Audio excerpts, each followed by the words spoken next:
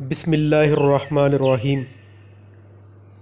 اللہ تعالیٰ کا ارشاد ہے، تمام نمازوں کی اور خاص طور پر درمیان والی نماز کی یعنی نماز عصر کی پابندی کیا کرو، اور اللہ تعالیٰ کے سامنے باادب اور نیاز مند ہو کر کھڑے رہا کرو۔ سورہ بقرہ۔ اللہ پاک ارشاد فرماتے ہیں، صبر اور نماز کے ذریعے سے مدد لیا کرو، بے شک وہ نماز دشوار ضرور ہے، مگر جن کے دلوں میں خشوع ہے ان پر کچھ بھی دشوار نہیں۔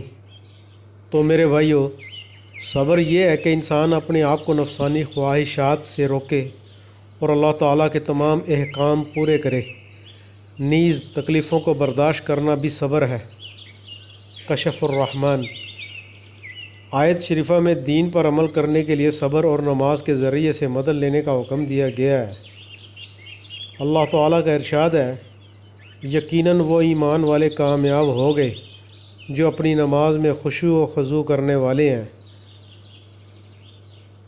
حضرت عثمان رضی اللہ تعالیٰ عنہ فرماتے ہیں کہ میں نے رسول اللہ صلی اللہ علیہ وآلہ وسلم کو یہ ارشاد فرماتے ہوئے سنا، جو مسلمان بھی فرض نماز کا وقت آنے پر اس کے لیے اچھی طرح وضو کرتا ہے، پھر خوب خشوع کے ساتھ نماز پڑھتا ہے، جس میں رکوع بھی اچھی طرح کرتا ہے، تو جب تک کوئی کبیرہ گناہ نہ کرے یہ نماز اس کے لیے پچھلے گناہوں کا کفارہ بن جاتی ہے، اور نماز کی یہ فضیلت اس کو ہمیشہ حاصل ہوتی رہتی ہے۔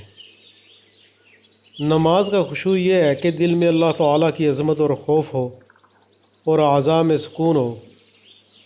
اور میرے بھائی، اور خشوع میں یہ بات بھی شامل ہے کہ قیام کی حالت میں نگاہ سجدے کی جگہ پر، رکوع میں پیروں کی انگلیوں کی طرف، سجدے میں ناک پر، اور بیٹھنے کی حالت میں گود پر ہو۔ حضرت زید بن خالد رضی اللہ تعالی عنہ سے روایت ہے کہ نبی کریم صلی اللہ علیہ وآلہ وسلم نے ارشاد فرمایا ہے، جو شخص اچھی طرح وضو کرتا ہے پھر 2 رکعت اس طرح پڑھتا ہے کہ اس میں کچھ بولتا نہیں، یعنی اللہ تعالیٰ کی طرف پوری طرح متوجہ رہتا ہے، تو اس کے پچھلے سارے گناہ معاف ہو جاتے ہیں۔ ابو داؤد۔ حضرت ابو ہریرہ رضی اللہ تعالیٰ عنہ سے روایت ہے کہ رسول اللہ صلی اللہ علیہ وآلہ وسلم مسجد میں تشریف لائے، ایک اور صاحب بھی مسجد میں آئے اور نماز پڑھی، پھر رسول اللہ صلی اللہ علیہ وآلہ وسلم کے پاس آئے اور سلام کیا۔ آپ صلی اللہ علیہ وآلہ وسلم نے سلام کا جواب دیا اور فرمایا، جاؤ نماز پڑھو کیونکہ تم نے نماز نہیں پڑھی۔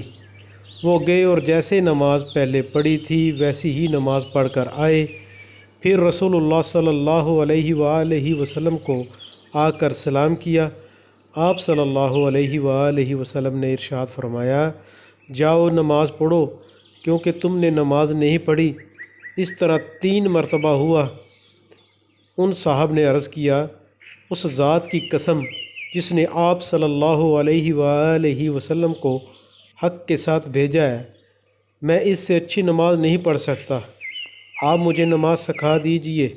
آپ صلی اللہ علیہ وآلہ وسلم نے ارشاد فرمایا، جب تم نماز کے لیے کھڑے ہو تو تکبیر کہو، پھر قرآن مجید میں سے جو کچھ پڑھ سکو پڑھو، پھر رکوع میں جاؤ تو اطمینان سے رکوع کرو، پھر رکوع سے کھڑے ہو تو اطمینان سے کھڑے ہو، پھر سجدہ میں جاؤ تو اطمینان سے سجدہ کرو، پھر سجدہ سے اٹھو تو اطمینان سے بیٹھو، یہ سب کام اپنی پوری نماز میں کرو۔ صحیح بخاری۔ اللہ تعالیٰ کا ارشاد ہے، اے ایمان والو، جب تم نماز کے لیے اٹھو تو پہلے اپنے منہ کو اور کوہنیوں تک اپنے ہاتھوں کو دھو لیا کرو، اور اپنے سروں کا مسح کر لیا کرو، اور اپنے پاؤں بھی ٹخنوں تک دھو لیا کرو۔ یہ سورہ مائدہ کی آیت کا ترجمہ تھوڑا سا سنایا ہے میں نے، اور اللہ تعالیٰ خوب پاک رہنے والوں کو پسند فرماتے ہیں۔ سورہ توبہ میں سے یہ ترجمہ یاد پڑھایا ہے۔ حضرت ابو مالک اشعری رضی اللہ تعالیٰ عنہ سے روایت ہے کہ رسول اللہ صلی اللہ علیہ وآلہ وسلم نے ارشاد فرمایا، وضو آدھا ایمان ہے، الحمدللہ کہنا اعمال کے ترازو کو ثواب سے بھر دیتا ہے۔ سبحان اللہ والحمدللہ آسمان و زمین کے درمیان کی خالی جگہ کو ثواب سے بھر دیتے ہیں۔ نماز نور ہے۔ صدقہ دلیل۔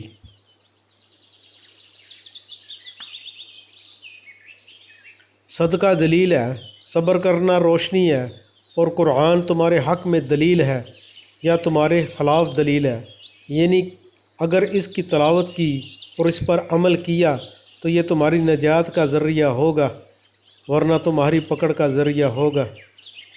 اس حدیث شریف میں وضو کو آدھا ایمان اس لیے فرمایا ہے کہ ایمان سے دل کے کفر و شرک کی ناپاکی دور ہوتی ہے، اور وضو سے اعضاء کی ناپاکی دور ہوتی ہے۔ نماز کے نور ہونے کا ایک معنی یہ ہے کہ نماز گناہ اور بے حیائی سے روکتی ہے، جس طرح نور اندھیرے کو دور کرتا ہے۔ دوسرا معنی یہ ہے کہ نماز کی وجہ سے نمازی کا چہرہ قیامت کے دن روشن ہوگا، اور دنیا میں بھی نمازی کے چہرے پر تر و تازگی ہوگی۔ تیسرا معنی یہ ہے کہ نماز قبر اور قیامت کے اندھیروں میں روشنی ہے۔ صدقہ کے دلیل ہونے کا مطلب یہ ہے کہ مال انسان کو محبوب ہوتا ہے، اور جب وہ اللہ تعالیٰ کے راستے میں اس کو خرچ کرتا ہے اور صدقہ کرتا ہے تو یہ صدقہ کرنا اس کے ایمان میں سچا ہونے کی علامت اور دلیل ہے۔ صبر کے روشنی ہونے کا مطلب یہ ہے کہ صبر کرنے والا شخص، یعنی اللہ تعالیٰ کے حکموں کو پورا کرنے والا، نافرمانی سے رکنے والا اور تکلیفوں کو برداشت کرنے والا، اپنے اندر ہدایت کی روشنی لیے ہوئے ہے۔ حضرت ابو ہریرہ رضی اللہ تعالیٰ عنہ فرماتے ہیں کہ میں نے اپنے حبیب صلی اللہ علیہ وآلہ وسلم کو یہ ارشاد فرماتے ہوئے سنا، مومن کا زیور قیامت کے دن وہاں تک پہنچے گا جہاں تک وضو کا پانی پہنچتا ہے، یعنی اعضاء کے جن حصوں تک وضو کا پانی پہنچے گا وہاں تک زیور پہنایا جائے گا۔ مسلم۔ حضرت ابو ہریرہ رضی اللہ تعالیٰ عنہ سے روایت ہے کہ میں نے رسول اللہ صلی اللہ علیہ وآلہ وسلم کو یہ ارشاد فرماتے ہوئے سنا، میری امت قیامت کے دن اس حال میں بلائی جائے گی کہ ان کے ہاتھ پاؤں اور چہرے وضو میں دھلنے کی وجہ سے روشن اور چمکدار ہوں گے، لہٰذا جو شخص اپنی روشنی کو بڑھانا چاہے تو اسے چاہیے کہ وہ اسے بڑھائے۔ بخاری شریف۔ مطلب یہ کہ وضو اس اہتمام سے کیا جائے کہ اعضاء وضو میں کوئی جگہ خشک نہ رہے۔ حضرت عثمان بن عفان رضی اللہ تعالی عنہ سے روایت ہے کہ رسول اللہ صلی اللہ علیہ وآلہ وسلم نے ارشاد فرمایا، جس نے وضو کیا اور اچھی طرح وضو کیا، یعنی سنتوں اور آداب اور مستحبات کا اہتمام کیا، تو اس کے گناہ جسم سے نکل جاتے ہیں، یہاں تک کہ اس کے ناخنوں کے نیچے سے بھی نکل جاتے ہیں۔ علماء کی تحقیق یہ ہے کہ وضو، نماز وغیرہ عبادات سے صرف گناہ صغیرہ معاف ہوتے ہیں، کبیرہ گناہ بغیر توبہ کے معاف نہیں ہوتے، اس لیے وضو، نماز وغیرہ عبادات کے ساتھ توبہ و استغفار کا بھی اہتمام کرنا چاہیے۔ البتہ اللہ تعالیٰ اپنے فضل سے کسی کے گناہ کبیرہ بھی معاف فرما دیں تو دوسری بات ہے۔ حضرت عثمان بن عفان رضی اللہ تعالیٰ عنہ فرماتے ہیں کہ میں نے رسول پاک صلی اللہ علیہ وآلہ وسلم کو یہ ارشاد فرماتے ہوئے سنا، جو بندہ کامل وضو کرتا ہے، یعنی ہر وضو کو اچھی طرح 3 مرتبہ دھوتا ہے، اللہ تعالیٰ اس کے اگلے پچھلے سب گناہ معاف فرما دیتے ہیں۔ حضرت عمر بن خطاب رضی اللہ تعالی عنہ سے روایت ہے کہ نبی کریم صلی اللہ علیہ وآلہ وسلم نے ارشاد فرمایا، تم میں سے جو شخص مستحبات اور آداب کا اہتمام کرتے ہوئے اچھی طرح وضو کرے، پھر اشہد ان لا الہ الا اللہ وان محمدا عبدہ ورسولہ پڑھے اس کے لیے یقینی طور پر جنت کے 8 دروازے کھل جاتے ہیں، جس سے چاہے داخل ہو جائے۔ حضرت عقبہ بن عامر رضی اللہ تعالی عنہ کی روایت میں اشہد ان لا الہ الا اللہ وحدہ لا شریک لہ واشہد ان محمدا عبدہ ورسولہ کا پڑھنا مذکور ہے۔ حضرت انس بن مالک رضی اللہ تعالی عنہ کی روایت میں 3 مرتبہ ان کلمات کا پڑھنا مذکور ہے۔ ایک دوسری روایت میں حضرت عقبہ رضی اللہ تعالی عنہ سے وضو کے بعد آسمان کی طرف نگاہ اٹھا کر ان کلمات کا پڑھنا ذکر کیا گیا ہے۔ ایک اور روایت میں حضرت عمر بن خطاب رضی اللہ تعالی عنہ سے یہ کلمات نکل گئے ہیں: اشہد ان لا الہ الا اللہ وحدہ لا شریک لہ واشہد ان محمدا عبدہ ورسولہ اللہم اجعلنی من التوابین واجعلنی من المتطہرین۔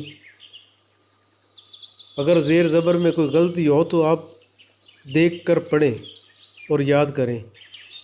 اور ترجمہ ہے: میں گواہی دیتا ہوں کہ اللہ تعالیٰ کے سوا کوئی معبود نہیں، جو اکیلا ہے، اس کا کوئی شریک نہیں، اور میں گواہی دیتا ہوں کہ محمد صلی اللہ علیہ وآلہ وسلم اس کے بندے اور رسول ہیں۔ اے اللہ، مجھے توبہ کرنے والوں اور پاک صاف رہنے والوں میں سے بنا۔ مسلم ابن ماجہ۔ بسم اللہ الرحمن الرحیم۔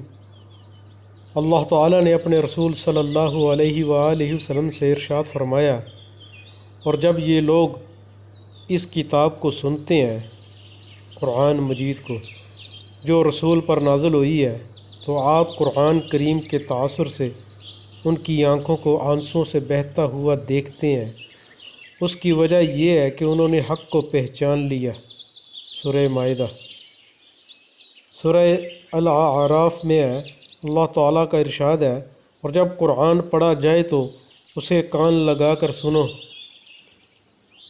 اور چپ رہو تاکہ تم پر رحم کیا جائے۔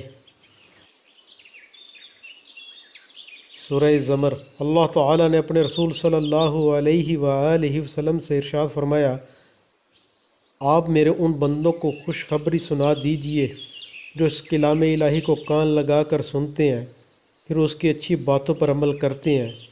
یہی لوگ ہیں جن کو اللہ تعالیٰ نے ہدایت دی ہے، اور یہی عقل والے ہیں۔ ایک جگہ ارشاد ہے، اللہ تعالیٰ نے بہترین کلام یعنی قرآن کریم نازل فرمایا ہے۔ وہ کلام ایسی کتاب ہے جس کے مضامین باہم ایک دوسرے سے ملتے جلتے ہیں۔ اس کی باتیں بار بار دہرائی گئی ہیں۔ جو لوگ اپنے رب سے ڈرتے ہیں، ان کے بدن اس کتاب کو سن کر کانپ اٹھتے ہیں، پھر ان کے جسم اور ان کے دل نرم ہو کر اللہ تعالیٰ کی یاد کی طرف متوجہ ہو جاتے ہیں۔ یہ سورہ زمر میں سے ترجمہ سنایا ہے۔ حضرت عبداللہ بن مسعود رضی اللہ تعالیٰ عنہ فرماتے ہیں کہ مجھ سے رسول اللہ صلی اللہ علیہ وآلہ وسلم نے ارشاد فرمایا: مجھے قرآن پڑھ کر سناؤ۔ میں نے عرض کیا: یا رسول اللہ، کیا میں آپ کو پڑھ کر سناؤں جبکہ آپ پر قرآن اترا ہے؟ آپ صلی اللہ علیہ وآلہ وسلم نے ارشاد فرمایا: میں اس بات کو پسند کرتا ہوں کہ کسی دوسرے سے قرآن سنوں۔ چنانچہ میں نے آپ کے سامنے سورہ نساء پڑھی یہاں تک کہ جب میں اس آیت پر پہنچا۔ ترجمہ: اس وقت کیا حال ہوگا جب ہم ہر امت میں سے ایک گواہ لائیں گے اور آپ کو اپنی امت پر گواہ بنائیں گے۔ تو آپ نے ارشاد فرمایا: بس اب رک جاؤ۔ میں آپ کی طرف متوجہ ہوا تو دیکھا کہ آپ کی آنکھوں سے آنسو جاری ہیں۔ بخاری شریف۔ سورۃ یونس کا ترجمہ سناتا ہوں۔ بسم اللہ الرحمن الرحیم۔ اللہ تعالیٰ کا ارشاد ہے: لوگوں، تمہارے پاس تمہارے رب کی طرف سے ایک ایسی کتاب آئی ہے جو سراسر نصیحت اور دلوں کی بیماری کے لیے شفا ہے، اور اچھے کام کرنے والوں کے لیے اس قرآن میں رہنمائی اور عمل کرنے والے مومنین کے لیے ذریعہ رحمت ہے۔ آپ کہہ دیجئے کہ لوگوں کو اللہ تعالیٰ کے اس فضل و مہربانی یعنی قرآن کے اترنے پر خوش ہونا چاہیے۔ یہ قرآن اس دنیا سے بدرجہ بہتر ہے جس کو وہ جمع کر رہے ہیں۔ سورہ نحل میں مختصر ترجمہ سناتا ہوں۔ اللہ پاک نے اپنے رسول صلی اللہ علیہ وآلہ وسلم سے ارشاد فرمایا، آپ فرما دیجئے کہ بلا شبہ اس قرآن کو روح القدس یعنی جبرائیل آپ کے رب کی طرف سے لائے ہیں تاکہ یہ قرآن ایمان والوں کے ایمان کو مضبوط کرے، اور یہ قرآن فرما برداروں کے لیے ہدایت اور خوشخبری ہے۔ سورہ فاطر میں اللہ تعالیٰ کا ارشاد ہے، جو لوگ قرآن کریم کی تلاوت کرتے رہتے ہیں اور نماز کی پابندی کرتے ہیں اور جو کچھ ہم نے ان کو دیا ہے اس میں سے پوشیدہ اور علانیہ خرچ کرتے ہیں، وہ یقیناً ایسی تجارت کی امید لگائے ہوئے ہیں جس کو کبھی نقصان پہنچنے والا نہیں، یعنی ان کو ان کے اعمال کا اجر و ثواب پورا دیا جائے گا۔ سورہ واقعہ میں ہے، اللہ تعالیٰ کا ارشاد ہے، میں ستاروں کے غروب ہونے اور چھپنے کی قسم کھاتا ہوں، اور اگر تم سمجھو تو یہ قسم بہت بڑی قسم ہے۔ قسم اس پر کھاتا ہوں کہ یہ قرآن بڑی شان والا ہے جو لوح محفوظ میں درج ہے۔ اس لوح محفوظ کو پاک فرشتوں کے علاوہ اور کوئی ہاتھ نہیں لگا سکتا۔ یہ قرآن رب العالمین کی جانب سے بھیجا گیا ہے، تو کیا تم اس کلام کو سرسری بات سمجھتے ہو؟ سورہ حشر میں ایک جگہ اللہ پاک ارشاد فرما رہے ہیں، قرآن کریم اپنی عظمت کی وجہ سے ایسی شان رکھتا ہے کہ اگر ہم اس قرآن کو کسی پہاڑ پر نازل کرتے اور پہاڑ میں شعور و سمجھ ہوتی تو آپ اس پہاڑ کو دیکھتے کہ وہ اللہ تعالیٰ کے خوف سے دب جاتا اور پھٹ جاتا۔ حضرت ابو سعید رضی اللہ تعالیٰ عنہ فرماتے ہیں، حضرت ابو سعید رضی اللہ تعالیٰ عنہ فرماتے ہیں کہ رسول اللہ صلی اللہ علیہ وآلہ وسلم حدیث قدسی میں اپنے رب کا یہ ارشاد مبارک نقل فرماتے ہیں، جس شخص کو قرآن شریف کی مشغولی کی وجہ سے ذکر کرنے اور دعائیں مانگنے کی فرصت نہیں ملتی، میں اس کو دعائیں مانگنے والوں سے زیادہ عطا کرتا ہوں، اور اللہ تعالیٰ کے کلام کو سارے کلاموں پر ایسی ہی فضیلت ہے جیسے خود اللہ تعالیٰ کو تمام مخلوق پر فضیلت ہے۔ ترمذی شریف۔ حضرت ابو ہریرہ رضی اللہ تعالیٰ عنہ فرماتے ہیں کہ رسول اللہ صلی اللہ علیہ وآلہ وسلم نے ارشاد فرمایا، قرآن شریف سیکھو پھر اس کو پڑھو، اس لیے کہ جو شخص قرآن شریف سیکھتا ہے اور پڑھتا ہے اور تہجد میں اس کو پڑھتا رہتا ہے، اس کی مثال اس کھلی تھیلی کی سی ہے جو مشک سے بھری ہوئی ہو کہ اس کی خوشبو تمام مکان میں پھیلتی ہے۔ اور جو شخص نے قرآن کریم سیکھا پھر باوجود اس کے کہ قرآن کریم اس کے سینے میں ہے وہ سو جاتا ہے، یعنی اس کو تہجد میں نہیں پڑھتا، اس کی مثال اس مشک کی تھیلی کی طرح ہے جس کا منہ بند کر دیا گیا ہو۔ قرآن کریم کی مثال مشک کی ہے اور حافظ کا سینہ اس تھیلی کی طرح ہے جس میں مشک ہو، لہٰذا قرآن کریم کی تلاوت کرنے والا حافظ اس مشک کی تھیلی کی طرح ہے جس کا منہ کھلا ہو، اور تلاوت نہ کرنے والا مشک کی بند تھیلی کی طرح ہے۔ حضرت ابو ہریرہ رضی اللہ تعالیٰ عنہ فرماتے ہیں کہ رسول اللہ صلی اللہ علیہ وآلہ وسلم نے صدقہ فطر کی نگرانی پر مجھے مقرر فرمایا تھا۔ ایک شخص آیا اور دونوں ہاتھ بھر کر غلہ لینے لگا، میں نے اسے پکڑ لیا اور کہا، میں تجھے ضرور رسول اللہ صلی اللہ علیہ وآلہ وسلم کے پاس لے چلوں گا۔ اس نے کہا، میں ایک محتاج ہوں، میرے اوپر میرے اہل و عیال کا بوجھ ہے اور میں سخت ضرورت مند ہوں۔ حضرت ابو ہریرہ رضی اللہ تعالی عنہ فرماتے ہیں، میں نے اسے چھوڑ دیا۔ جب صبح ہوئی تو نبی کریم صلی اللہ علیہ وآلہ وسلم نے مجھ سے فرمایا، ابو ہریرہ، تمہارے قیدی نے کل رات کیا کیا؟ اللہ تعالیٰ نے آپ کو اس واقعے کی خبر دے دی تھی۔ میں نے عرض کیا، یا رسول اللہ صلی اللہ علیہ وآلہ وسلم، اس نے اپنی شدید ضرورت اور اہل و عیال کے بوجھ کی شکایت کی، اس لیے مجھے اس پر رحم آیا اور میں نے اسے چھوڑ دیا۔ آپ صلی اللہ علیہ وآلہ وسلم نے فرمایا، خبردار رہنا، اس نے تم سے جھوٹ بولا ہے، وہ دوبارہ آئے گا۔ مجھے رسول اللہ صلی اللہ علیہ وآلہ وسلم کے فرمان کی وجہ سے یقین ہو گیا کہ وہ دوبارہ آئے گا، چنانچہ میں اس کی طاق میں لگا رہا۔ وہ آیا اور اپنے دونوں ہاتھوں سے غلہ بھرنا شروع کر دیا۔ میں نے اسے پکڑ کر کہا کہ میں تجھے رسول پاک صلی اللہ علیہ وآلہ وسلم کے پاس ضرور لے جاؤں گا۔ اس نے کہا کہ مجھے چھوڑ دو، میں ضرورت مند ہوں، اب آئندہ میں نہیں آؤں گا۔ مجھے اس پر رحم آیا اور میں نے اسے چھوڑ دیا۔ جب صبح ہوئی تو رسول اللہ صلی اللہ علیہ وآلہ وسلم نے اسے پھر فرمایا، ابو ہریرہ، تمہارے قیدی کا کیا ہوا؟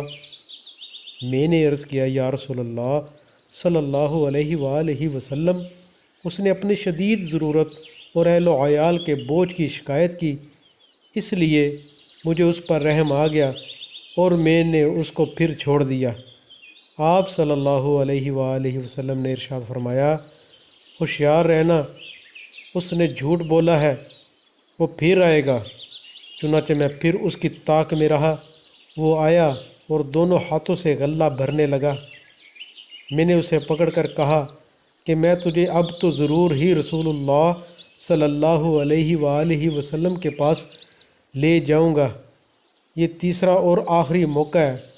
تو نے کہا تھا آئندہ نہیں آؤں گا، مگر تو پھر آ گیا۔ اس نے کہا، مجھے چھوڑ دو، میں تمہیں ایسے کلمات سکھاؤں گا کہ اللہ تعالیٰ ان کی وجہ سے تمہیں نفع پہنچائیں گے۔ میں نے کہا، وہ کلمات کیا ہیں؟ اس نے کہا، جب تم اپنے بستر پر لیٹنے لگو تو آیت الکرسی پڑھ لیا کرو، تمہارے لیے اللہ تعالیٰ کی طرف سے ایک ہی حفاظت کرنے والا مقرر رہے گا اور صبح تک کوئی شیطان تمہارے قریب نہیں آئے گا۔ تو میں نے اس کو پھر چھوڑ دیا۔ صبح کو رسول پاک صلی اللہ علیہ وآلہ وسلم نے مجھ سے فرمایا، تمہارے قیدی کا کیا ہوا؟ میں نے عرض کیا، اس نے کہا تھا کہ وہ مجھے چند ایسے کلمات سکھائے گا جن سے اللہ تعالیٰ مجھے نفع پہنچائیں گے، تو میں نے اس مرتبہ بھی اسے چھوڑ دیا۔ رسول اللہ صلی اللہ علیہ وآلہ وسلم نے فرمایا، وہ کلمات کیا تھے؟ میں نے کہا، وہ یہ کہہ گیا کہ جب تم اپنے بستر پر لیٹنے لگو تو آیت الکرسی پڑھ لیا کرو، تمہارے لیے اللہ تعالیٰ کی طرف سے ایک حفاظت کرنے والا مقرر رہے گا اور صبح تک کوئی شیطان تمہارے قریب نہیں آئے گا۔ راوی کہتے ہیں، صحابہ کرام رضی اللہ تعالی عنہم خیر کے کاموں پر بہت زیادہ حریص تھے، اس لیے آخری مرتبہ خیر کی بات سن کر اسے چھوڑ دیا۔ آپ صلی اللہ علیہ وآلہ وسلم نے ارشاد فرمایا، غور سے سنو، اگرچہ وہ جھوٹا ہے لیکن تم سے سچ بول گیا۔ ابو ہریرہ، تم جانتے ہو کہ تم 3 راتوں سے کس سے باتیں کر رہے تھے؟ میں نے کہا، نہیں۔ آپ صلی اللہ علیہ وآلہ وسلم نے ارشاد فرمایا، وہ شیطان تھا جو اس طرح مکر و فریب سے صدقات کے مال میں کمی کرنے آیا تھا۔ صحیح بخاری۔